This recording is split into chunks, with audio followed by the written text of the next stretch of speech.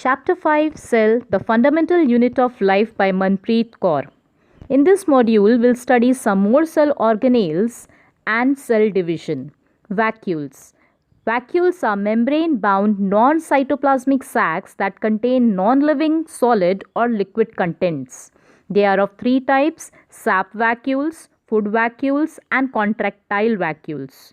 Covering membrane of sap vacuole is called tonoplast, and fluid filled in the vacuole is called cell sap. In plant cells, vacuoles are full of cell sap and provide turgidity and rigidity to the cell. Vacuoles store amino acids, sugars, and various organic acids, etc. In amoeba, the food vacuole contains the food items that the amoeba has consumed. Vacuoles play an important role in expelling excess water and some waste from the cell. It takes part in osmoregulation and excretion in paramecium and amoeba. Ribosomes. Ribosomes are small rounded bodies found either in free state in the cytoplasm or attached to the surface of endoplasmic reticulum. They are composed of RNA and proteins. They are membraneless. They are present in both prokaryotes and eukaryotes and absent in mammalian RBCs. Ribosomes are the site of protein synthesis in the cell. That is why they are called translation factory. Translation is the process of protein synthesis. Next is centrosome. Centrosome is a microtubule organizing center in the animal cell. It assists in cell division during mitosis. It is small naked organelle present near the nucleus in the cells of animals and some lower plants. It has sheet of special cytoplasm called centrosphere. It encloses two microcylinders called centrioles. They form cilia and flagella. Inclusion bodies.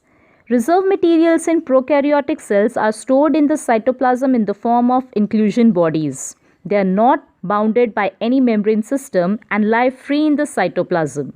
Examples: phosphate granules, glycogen granules, gas vacuoles, etc. Now, difference between plant and animal cell. Cell wall and plastids are present in plant cell, whereas it is absent in animal cell. Centrioles and centrosomes are absent in plant cell and it is present in animal cell. Vacuoles are large and less in plant cell, and in animal cells, vacuoles are small or many, or sometimes it is absent.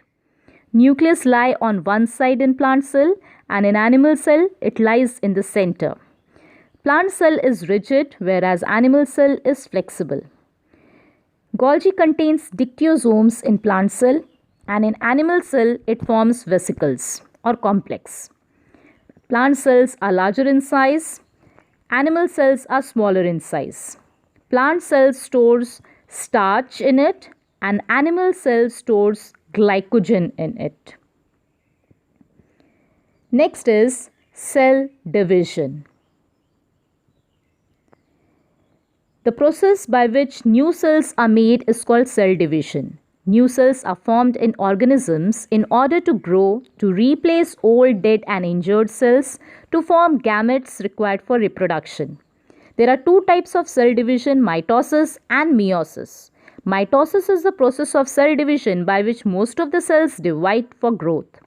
Meiosis is the process of cell division in sexually reproducing organisms to form gametes that reduces the number of chromosomes.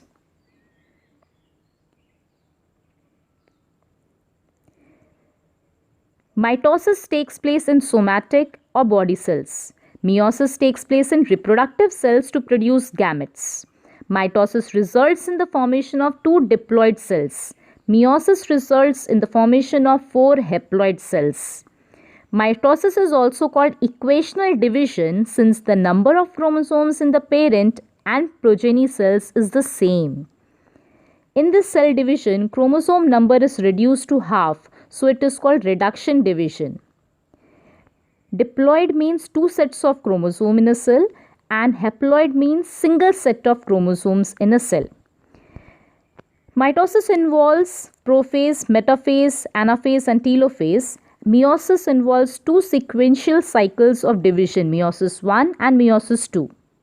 Significance of mitosis. The Growth of multicellular organisms is due to mitosis. It also contributes in cell repair. Significance of meiosis: it helps in the formation of haploid gametes so that the specific chromosome number of each species is conserved. Number 2, it also increases the genetic variability in the population of organisms from one generation to the next.